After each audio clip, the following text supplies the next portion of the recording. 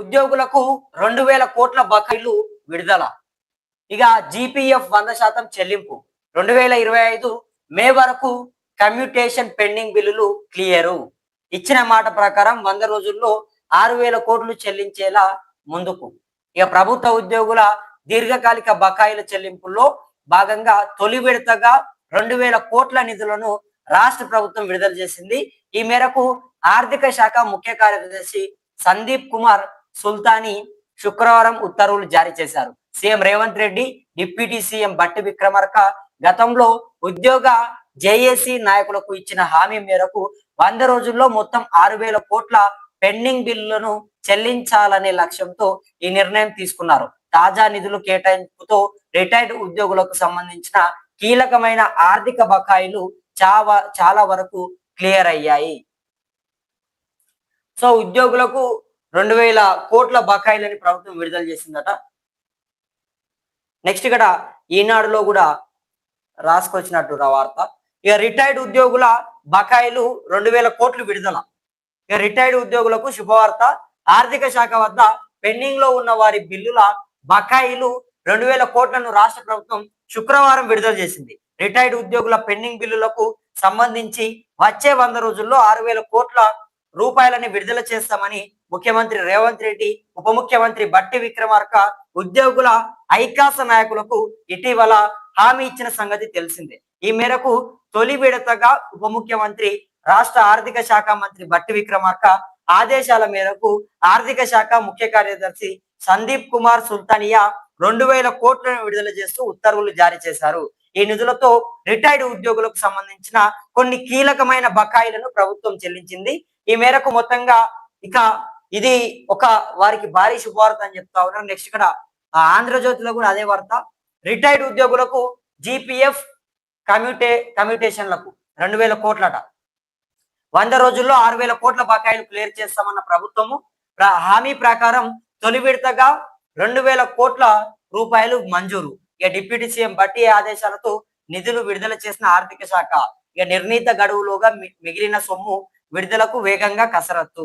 ఇక బీఆర్ఎస్ హయాం నుంచి బిల్లులు పెండింగ్, రిటైర్ అయిన రోజే విరమణ ప్రయోజనాలు ఇవ్వాలని నాడు కేసీఆర్ మాట.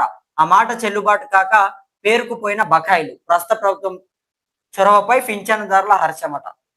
ఇక రిటైర్డ్ ఉద్యోగుల విషయంలో రాష్ట్ర ప్రభుత్వం కీలక నిర్ణయం తీసుకుంది. ఏళ్లుగా పెండింగ్ లో ఉన్న వారి బకాయిలను తీర్చే అంశంలో తొలి అడుగు వేసింది. పెన్షనర్లకు సంబంధించిన 6000 కోట్ల బకాయిలను 100 రోజుల్లోగా క్లియర్ చేస్తామని మాటిచ్చిన రాష్ట్ర ప్రభుత్వం తొలి విడతగా రిటైర్డ్ ఉద్యోగుల జీపీఎఫ్ జనరల్ ప్రావిడెంట్ ఫండ్ కమ్యూటేషన్ల బకాయిలను చెల్లించేందుకు శుక్రవారం 2000 కోట్లను విడుదల చేసింది. రాష్ట్ర ఉప ముఖ్యమంత్రి బట్టి విక్రమార్క ఆదేశాల మేరకు ఆర్థిక శాఖ అధికారులు నిధులని విడుదల చేశారు. ఒకేసారి ఇంత పెద్ద మొత్తంలో నిధులు విడుదల చేయడం సాహసోపేతమైన నిర్ణయమేనని అభిప్రాయాలు వ్యక్తమవుతున్నాయి. కానీ రిటైర్డ్ ఉద్యోగులకు ఇచ్చిన హామీ నిలబెట్టుకోవాలన్న ఉద్దేశంతో ముందుకెళ్తుందట. క్యూర్ లో 1,00,000 ఇల్లు, 70,000 ఎల్ఐజీ, 30,000 ఎంఐజీ ప్లాట్లు. ఇక పైలట్ ప్రాజెక్ట్ గా 12,000 ఇల్లు. ఇక ఎల్ఐజీ లబ్ధిదారులకు భూమి ధరతో పాటు 5 లక్షల సబ్సిడీ అట. ఇక పలు ప్రభుత్వ సంస్థల భూముల్లో నిర్మాణం, 10 అంతస్తుల భవనాలు నిర్మించేలా ప్రణాళికలు. మంత్రి పొంగులేటట. సో మొత్తం మీద మనం చూసుకుంటే కనుక రాష్ట్రంలో ఎవరైతే ఈ రిటైర్డ్ ఉద్యోగులు ఉన్నారో సో వాళ్లకు ఒక 2000 కోట్ల రూపాయల బకాయిలని ప్రభుత్వం విడుదల చేసిందట. సో ఇది చాలా ఒక పెద్ద టాస్క్ మాకు అని చెప్పి కూడా చెప్తా ఉన్నారు. అయినప్పటికీ కూడా మేము విడుదల చేశాము అని వాళ్ళు చెప్తున్నటువంటి అంశం. నెక్స్ట్ గా మరో వార్త. రాబోయే 5 ఏళ్లు మంటే.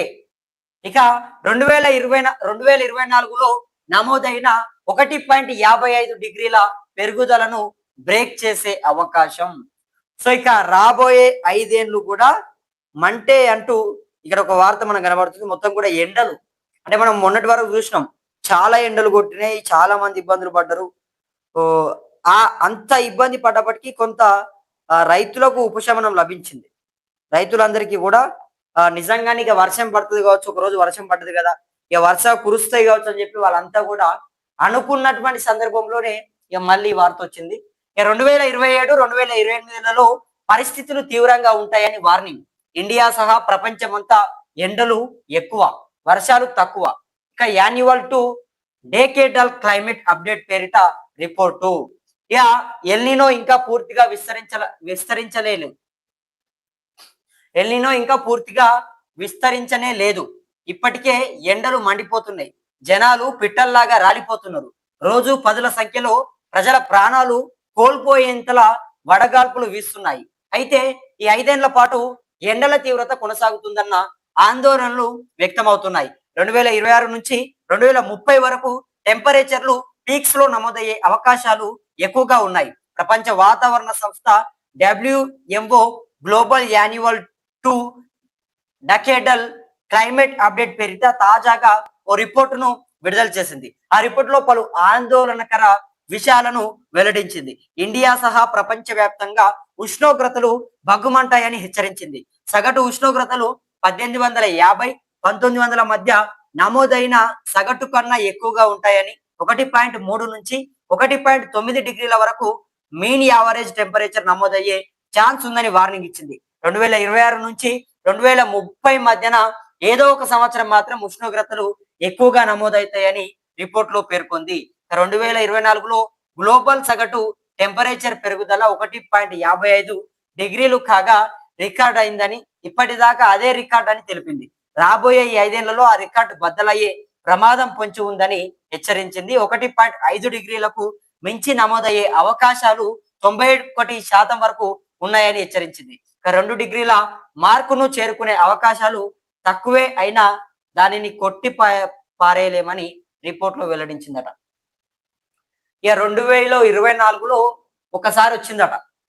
అంటే అంత ఎండలు అంత ఉక్కపోత అప్పుడు నమోదైనాయి అంటే, తర్వాత మళ్ళీ ఇప్పుడే నమోదైనాయి. కానీ ఇప్పుడు ఇంతకంటే ఎక్కువగా, అంటే 2024లో నమోదైన దానికంటే ఎక్కువగా ఇప్పుడు 2030 మధ్యలో, అంటే ఈ 4 సంవత్సరాల మధ్య లోపల ఇంకా ఒక సంవత్సరం అయితే బీభత్సంగా కొడతాయట ఎండలు. ఉక్కపోత ఎండలు ఇంకా చాలా ఇబ్బంది పడతారట ప్రజలంతా.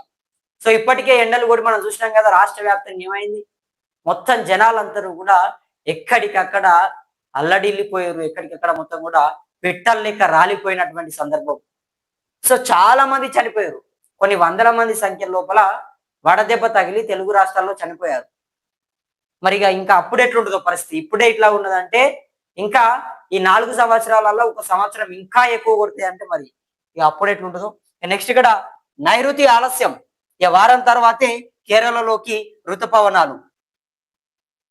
వెస్టర్లీస్ తక్కువ ఎత్తులో ఉండడమే కారణం. ఇక ఎల్నినో ఎఫెక్టు, ప్రీమాన్ఫుల్ ఫషర్స్ లేకపోవడంతోనూ ప్రభావం. మన రాష్ట్రంలోకి జూన్ 10 నాటికి వచ్చే అవకాశం. ఈ ఏడాది సాధారణ కన్నా తక్కువే వర్షపాతం. ఇక తెలంగాణ సహా ఇక మాన్సూన్ కోర్ జోన్ పై తీవ్ర ప్రభావం. ఐఎండి తాజా అంచనాల్లో వెల్లడట. ఇక తెలంగాణ రాష్ట్రంలో వర్షము కొంత లేట్ గా పడే అవకాశం ఉందట. ఎప్పుడు జూన్ 10వ తారీఖు వరకు పడుతుందట. ఇంకా ఈ నెల అయిపోలేదు. మే రేపు అయితే అయిపోతుంది. రేపు ఒకరోజు అయితే మే నెల అయిపోతుంది. సో జూన్ 10వ తారీఖు వర్షాలు కురుస్తాయి అంటూ ఐఎండి అధికారులు చెప్తా ఉన్నారు. అది కూడా తక్కువ వర్షాలు కురుస్తాయి. ఈ సంవత్సరం కొంత తక్కువ వరకు వర్షాలు పడే అవకాశం ఉందని చెప్తా ఉన్నారు. దీనికి ప్రధాన కారణం ఏంటని కనుక మనం చూసుకుంటే ఎల్నినో ఎఫెక్ట్ అట. సో వర్షాలు అయితే మొత్తం మీద కొంత తక్కువ కురుస్తాయని చెప్తా ఉన్నారు. సో ఇక మరో వార్త ఇక్కడ 150 మీటర్లు 125 టీఎంసీలు తుమ్మిడిహెట్టి బ్యారేజీ నీటి లభ్యత అంశం కొలిక్కి. ఇక హైడ్రాలజీ ప్రాథమిక సిమ్యులేషన్ స్టడీస్ పూర్తి. 148 మీటర్ల ఎత్తుతో నిర్మిస్తే వచ్చేది 55 టీఎంసీలే. ఇక 149 మీటర్లతో 77 టీఎంసీల నీళ్లు.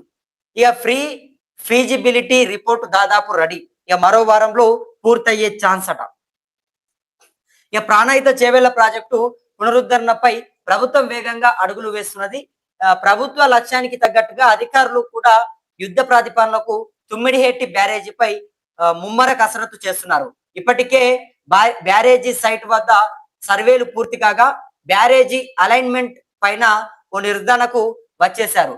ఇటు కెనాల్ అలైన్మెంట్ పైన చర్చలు నడుస్తున్నాయి. హైడ్రాలజీ స్టడీస్ కూడా 2వ దశకు చేరుకున్నాయి. ఇంటర్ స్టేట్ ఇష్యూస్ అంశాలు కొలిక్కి వస్తున్నాయి. ప్రాజెక్టు నిర్మాణంలో అత్యంత కీలకమైనది హైడ్రాలజీ స్టడీ. నీటి లభ్యత లేదనే కారణంతో గత బీఆర్ఎస్ ప్రభుత్వం తుమ్మిడిహెట్టి వద్ద బ్యారేజీని పక్కన పెట్టింది. నీటి లభ్యత ఉందని సెంట్రల్ వాటర్ కమిషన్ సిడబ్ల్యూసి చెప్పిన ఆ రిపోర్టును మసిమూపి మారేడు కాయ చేసి తప్పుడు లెక్కలతో గత ప్రభుత్వం మభ్యపెట్టింది. ఈ నేపథ్యంలోనే కాంగ్రెస్ సర్కార్ నీటి లభ్యతపై సీరియస్ గా దృష్టి సారించింది. అందులో భాగంగానే ఇరిగేషన్ డిపార్ట్మెంట్ హైడ్రాలజీ వింగ్ దానిపై విస్తృతమైన స్టడీలు చేస్తున్నది. తాజాగా దానికి సంబంధించిన నీటి లభ్యత, ఫ్లడ్ తీరుతెన్నులపై ప్రాథమికంగా సిమ్యులేషన్ స్టడీస్ ను పూర్తి చేసినట్టు తెలిసింది. బ్యారేజీని ఎంత ఎత్తులో నిర్మిస్తే ఎంత మేర నీటి లభ్యత ఉంటుందన్న దానిపై విశ్లేషించినట్టు సమాచారం. 150 మీటర్లు, 149 మీటర్లు, 148 మీటర్ల ఎత్తులో వరద ప్రవాహం, ఇక నీటి లభ్యత లాంటి విషయాలను సిమ్యులేషన్ ద్వారా అంచనా వేసినట్టు తెలిసింది. తుమ్మిడిహెట్టి వద్ద 150 మీటర్ల ఎత్తులో బ్యారేజీని నిర్మిస్తే ప్రభుత్వం తరలించాలనుకుంటున్న దానికన్నా ఎక్కువ నీటిని తరలించుకునే అవకాశం ఉంటుంది అని ప్రాథమిక స్టడీస్ లో తేలినట్టు సమాచారం. దాదాపు 125 టీఎంసీల దాకా జలాలను తరలించుకునే అవకాశం ఉంటుందని ఇక సిమ్యులేషన్ స్టడీస్ లో తేలినట్టు అంశాలు వస్తా ఉన్నాయి. ఈ అభ్యంతరాలు తెలిపిన వాళ్ళతో నేడు సమావేశం అట. ఇక తుమ్మిడిహెట్టి బ్యారేజీపై కొందరు రిటైర్డ్ ఇంజనీర్లు ఇప్పటికే అభ్యంతరం తెలిపారు. తాజాగా మరో రిటైర్డ్ డిఈఈ నేతృత్వంలో పనిచేస్తున్న లక్ష్మీ ఇంజనీర్స్ అనే సంస్థ కూడా బ్యారేజీపై అభ్యంతరాలు తెలిపినట్టు తెలిసింది. ఇక తుమ్మిడిహెట్టి వద్ద బ్యారేజీ ఫీజిబుల్ కాదని ఆ సంస్థ ఇరిగేషన్ అధికారులకు ఓ లేఖ రాసింది. ఆదిలాబాద్ జిల్లాలోని తేజాపూర్ వద్ద ఇక వార్దా నదిపై బ్యారేజీ నిర్మించాలని ఆ సంస్థ విజ్ఞప్తి చేసినట్టు తెలిసింది. అక్కడ 235 టీఎంసీల నీటి లభ్యత ఉందని, అక్కడ బ్యారేజీ నిర్మిస్తే ఉపయోగకరంగా ఉంటుందని పేర్కొన్నట్టు సమాచారం. అయితే అభ్యంతరాలు తెలిపిన వారితో శనివారం ఉన్నతాధికారులు సమావేశం నిర్వహించనున్నారు. వారి అభ్యంతరాలను పరిగణలోకి తీసుకొని వారి అనుమానాలను విస్తృతి చేయనున్నారు. సో ఎవరికైతే ఈ తుమ్మిడిహెట్టి బ్యారేజీ ఉన్నదో అక్కడ దాని విషయంలో ఎవరికైతే ఇబ్బందులు ఉన్నాయో, ఎవరికైతే అనుమానాలు ఉన్నాయో, ఎవరికైతే అభ్యంతరాలు ఉన్నాయో అటువంటి వాళ్ళందరికీ కూడా ఇది అంటే వాళ్ళు కొంత కూర్చోబెట్టుకొని మాట్లాడతారట. కూర్చోబెట్టి వాళ్ళకి వివరించే ప్రయత్నం చేస్తారట.